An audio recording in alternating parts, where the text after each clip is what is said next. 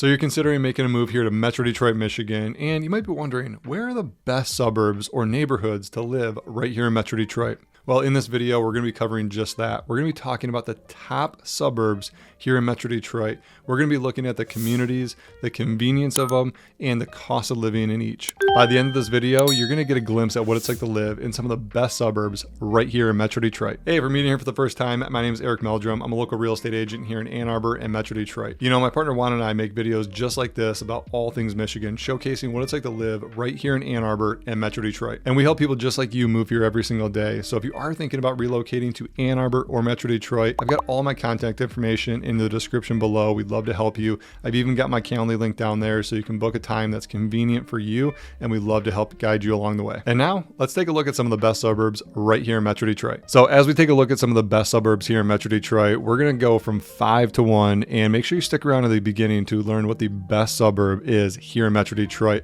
But we're going to cover 3 major factors to help you make the best decision possible when moving to the Michigan area. Now, we're going to talk about the convenience, the community, and the cost of living. Between these 3, you're going to get a good sense of what it's like to live in that particular community and what it might cost you to live there. Now, first up and coming in at number 5 is Grosse Pointe, Michigan. Now, we're using Grosse Pointe as the umbrella. There's actually 5 cities that fall under the Grosse Pointe umbrella, which is Grosse Pointe, Grosse Pointe Farms, Grosse Pointe Park, Grosse Pointe Shores, and Grosse Pointe Woods. Now, it's a mouthful, I know, but we're not going to cover each of those separately in this. We're just going to refer to Grosse Pointe as a whole. And Grosse Pointe is actually just east of Detroit. It sits right along the lakefront on Lake St. Clair. So you do have some lake views. You do have some lakeshore activities going on. If you are a boater or you like being out on the water, Lake St. Clair is a perfect spot for that. And Grosse Pointe offers a beautiful lifestyle for those type of activities on the lake. You know, in terms of the community itself, I would say Grosse Pointe is a very tight-knit community. You got some private schools in the area. You got some great public schools in the area, and that's what they're really known for, is great schools, great quality of life in the Grosse Pointe area, and just a great overall recreational lifestyle, being so close to the water. There's golf courses within Grosse Pointe. There's 2 country clubs, actually Country Club of Detroit and Lockmore Country Club sit within the Grosse Pointe border.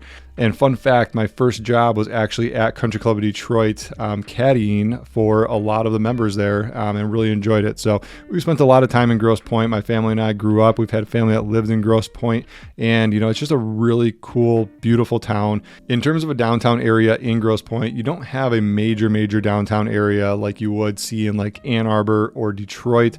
But Grosse Pointe does have a little village, and then it has something called the Hill, which has shops, restaurants.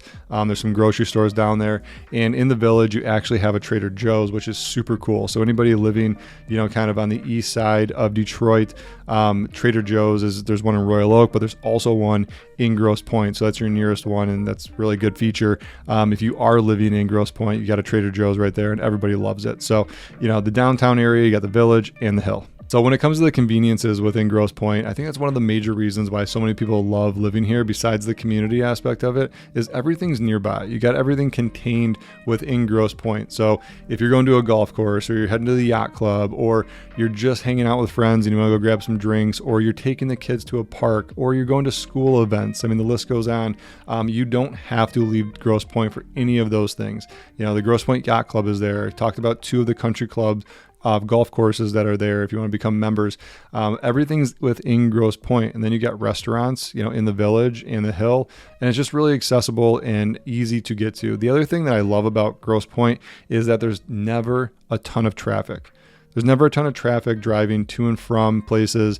You might get a little bit of traffic when you hit the village or the Hill, but it's very minimal. I mean, I'm talking like maybe wait at the stoplight maybe one time when going through it because you couldn't get through the first time, but that's about it. So it's a really great place if you're looking to be close to everything and have a lot of the amenities in your backyard. Now, when it comes to the cost of living in Grosse Pointe, I'm going to be straightforward with you. The cost of living is higher than most of the surrounding cities, and for good reasons. You know, along with a lot of the amenities and things that you have in Grosse Pointe, the real estate costs are higher.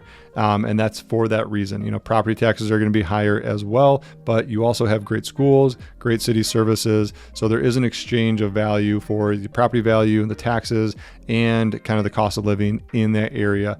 But average cost of a home is going to run you right around $425,000. Now, that's the average across single family homes in all of the Grosse Pointe areas. But when it comes to, some of the closer areas to the lake or near the golf courses or in some of the better subdivisions in Grosse Pointe, homes can get up into 1.2, 1.3, even into like $3 million if you're in some of the lakeshore homes overlooking Lake St. Clair. So there's some beautiful real estate. I mean, don't get me wrong, this is one of my favorite things to do.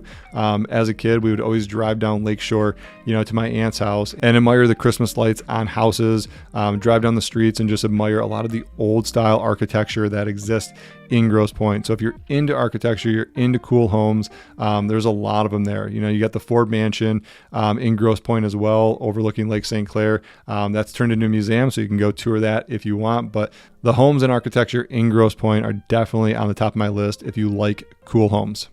All right, so next up and coming in at number 4 is Milford, Michigan. Now, growing in popularity over the years, Milford, Michigan has made it on the map, and they started making these rankings as one of the best places to live, and it's certainly making our ranking today because it is a great community and just a great overall place to live. Now, location-wise, it's about an hour northwest of Detroit, and depending on if you're on the west side of Milford or on the north side of Milford, you might even be up to about an hour drive to downtown Detroit. You're only about 35 to 40 minutes from Ann Arbor as well, and then you're about 45 minutes to 50 minutes to Lansing, in Milford. So it's on the west side of Oakland County, and it's a very small, quaint little downtown, but a lot of the suburbs of Milford have been built out, and you can find acre lots there. You can find, subdivisions that are being built by national builders and find some really cool homes. I think the homes downtown Milford are absolutely beautiful. You got some Victorian style homes, and the main street is just one of those main streets. You just got to go downtown, drink a cup of coffee in the morning, grab a bite from the bakery, or go sit outside on one of the mini patios that they have overlooking Main Street and just really enjoy, kind of that small town vibe. So in terms of the community itself, Milford is a very tight-knit community, and I think you're going to see that theme a lot with some of these best suburbs of Metro Detroit, because community makes so much of why we love living in the places we live, and Milford definitely embodies that, with their community vibe. Downtown on Main Street, they have events that happen pretty much every weekend. If something's not going on, there's always things happening at the park down there. There's always things happening at the riverfront, which is a great feature of it. Now, when it comes to the conveniences and lifestyle in Milford, you got everything nearby. You got grocery stores. You don't have to leave Milford, but you will be traveling if you do want to get to some of the bigger department stores. If you're going to be going to the mall, there's not a major mall in Milford, but there is one in Novi, so that is nearby. But overall, Milford is known for recreation, kind of outdoor, type lifestyle. So if you do like biking, hiking, being on the water for water sports, there's some great lakes in Milford, or just being in parks and in nature, Milford is a great spot for that. But if you don't want to do any of that stuff and you just want to own a piece of property and sit back and enjoy the peacefulness, you can also do that in Milford as well. So it gives you a lot of different options in terms of lifestyle. But overall, the people who live in Milford are more laid back. They're laid back in the sense that they just kind of like their land. They like being part of the community, and there is that sense of community if they want to participate in it. Otherwise, they can enjoy the nature and the beauty that Milford has to offer, which brings us to the real estate and the cost of living in Milford. So it's not cheap to live in Milford as well. Milford has one of the highest taxes, kind of West Oakland, and Oakland County, is notorious for some of the high taxes. This is where Milford, and if you head east, you got West Bloomfield and Birmingham, Royal Oak, those areas. But overall, Milford property taxes are going to be a little bit higher. And the average home in Milford is going to run you right around $470,000 for a single family home. But you can go up from there. There's a lot of homes that have a lot of acreage. There's a lot of large homes as well. So whether you're looking for something a little bit more stately, or you just want a nice home on a lot of land, those do exist in Milford. So you can get up into the 1.2s, 1.3s, and homes have even sold as high as $3 million in Milford as well. And these homes are absolutely beautiful. A lot of custom home builders, have been doing a lot of developing over the last couple of decades in Milford because it's been growing in popularity, and some of the homes are just absolutely stunning. You should see some of the homes that they have, downtown, of these old Victorian style homes, and they've done a great job of restoring a lot of the historic homes in the downtown area, and even tearing some down and building homes that look like they're from the Victorian era to kind of blend in and give it that sense of history in the downtown area. Now, probably my all-time favorite city in the state of Michigan is Plymouth, Michigan. And let me be honest and transparent, it's near and dear to my heart. I grew up there. Now, I didn't live in Plymouth. I grew up in Canton. I'm a Plymouth Canton graduate. I actually graduated from Canton School. That's a whole nother conversation. The education system there is enormous, and the high schools, there are a few. It's a lot to take in. We're not going to get into all that today. We'll go deeper on that in a separate video, but education ranks high. It's a great community to live in, but I spent a lot of time in downtown Plymouth, hanging out at Kellogg Park, hanging out at Friday nights after the games. It was just a place where I love to live, and if you've ever been downtown Plymouth, you know how attractive that environment is. It's, just west of I-275, off the beaten path, but gives you a lot of access in terms of amenities in the community itself. Downtown Plymouth is a vibe. It's a place to go hang out. So many people from outside of this city come and visit the area, and they'll come down and enjoy an evening, a date night. And my wife and I spent many nights there courting each other, and so obviously it attaches itself to me in that respect. And the former industry that I worked in, I was down there all the time. Most of my accounts were down there, so I spent a lot of the time in the restaurants and bars in the community there, and you get really well connected to the people who live in the community. And there are great places like Ironwood Grill and Sean O'Callahan's. These are staples when it comes to living in Plymouth. You've got the Barrio, which, if you've never been there before, great taqueria over there. You will not be disappointed if you go hang out there. You've got other great restaurants there like the Post, Nico and Volley, Sardine Room, and most recently the Ledger, which is fine dining that just opened up there. But Plymouth is very, very welcoming, and that's the big thing. You've got the annual events they do every single year. You've got the Ice Fest, where they carve ice sculptures, and that's a cool thing to do. If you've never been down there for a St. Patrick's Day, it's an event that you got to go check out. There's music in Kellogg Park, which you absolutely are going to fall in love with. And we're just talking about downtown. We're not talking about the surrounding areas.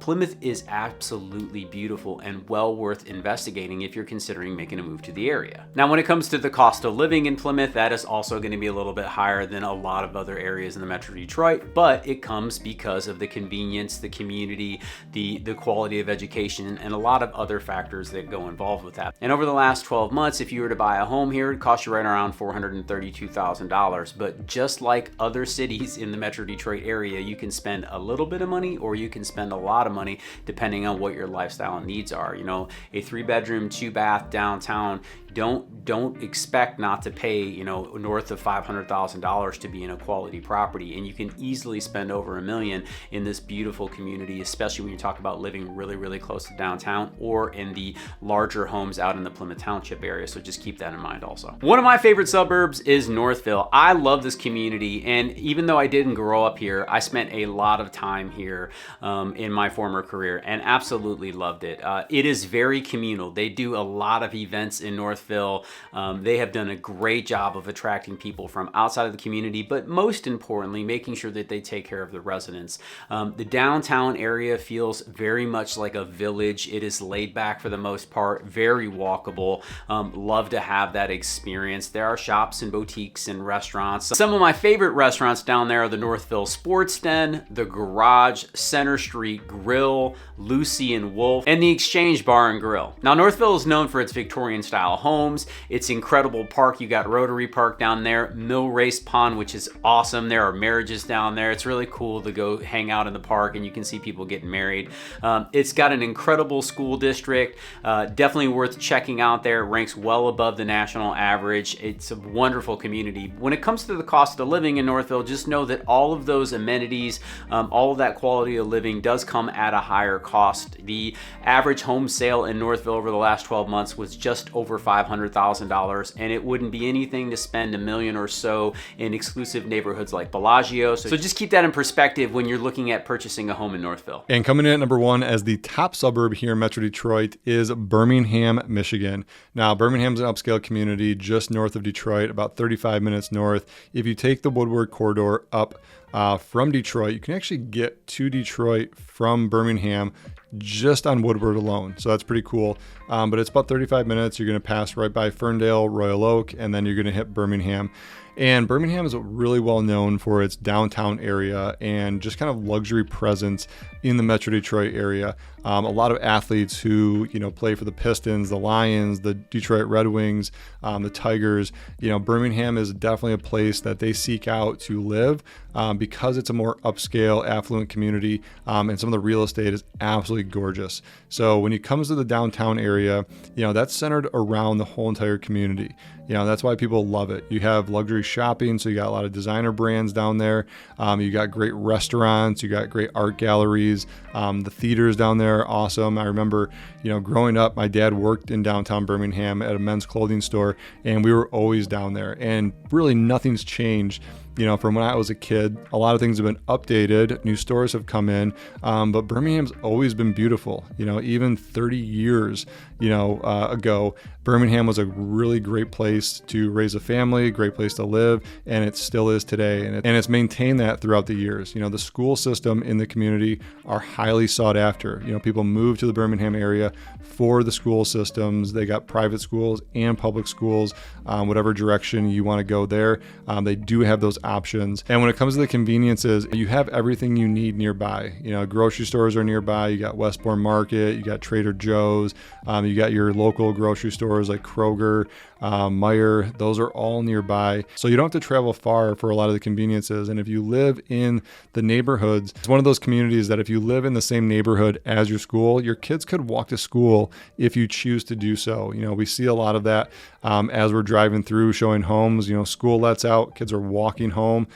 So it is really cool to see that. I grew up in a neighborhood like that, and we don't see that too often anymore, but that still does happen, in the Birmingham area. One of the questions I get often is, how far am I from the airport? So if you are somebody who travels for work, maybe you're in the automotive industry or in consulting, which we see a lot of in the Birmingham area, you're 48 minutes from Birmingham to DTW. Now, when it comes to the cost of living in Birmingham, this is one of the more expensive places to live in Metro Detroit, but it does come with everything that I just covered. You got the great downtown, you got the great school system, and it's one of the most highly sought after places. So naturally, real estate prices are going to keep going up if people continue to want to live in that area, and for a good reason. So if you're looking for a single family home in the Birmingham area, it's going to run you right around $829,000 for a single family home. If you're looking for something a little bit more luxurious, you can find that as well. Birmingham is known for its luxury real estate, so you can find pretty much anything of your liking, whether it's a little bit more modern, maybe it's a little bit older style, and maybe you're looking for something a little bit more luxurious. Maybe you want a basketball court inside your house or an indoor swimming pool.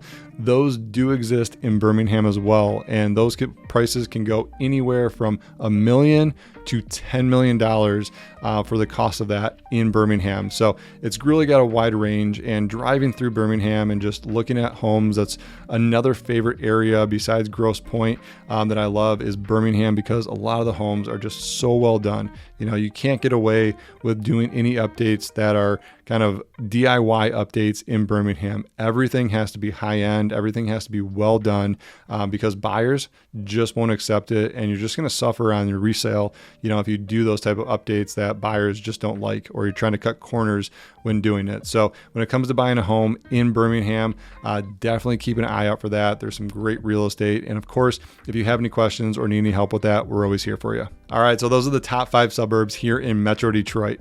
Each of these suburbs offers something completely unique when it comes to the amenities, the conveniences, and the cost of living. It really just depends on what you're trying to accomplish for your lifestyle. So again, if you do have any questions about any of the suburbs that we covered today, feel free to reach out, or better yet, drop a comment below. I'd be happy to answer those. And if you live in Michigan and you have something to add to this video about any of the suburbs that we covered, then go ahead and do so in the comments below. We'd really appreciate it. And everybody watching would appreciate it as well. And when you're ready to make that move, we are getting calls calls and texts from people all over the country who are making that move to Michigan, and we absolutely love it. So make sure you reach out. Again, my contact information is in the description below. My partner Juan and I would love to help you make that smooth move here to Michigan. So go ahead and give us a call, shoot us a text, send us an email, and better yet, schedule a Zoom meeting so we can meet face to face, and we'd love to show you the city through our eyes on Google Maps and answer any questions that you have. My team and I are always happy to help. So until next time, let's keep this conversation going and check out these other videos all about Michigan and other things that you might need to know about moving here to Michigan.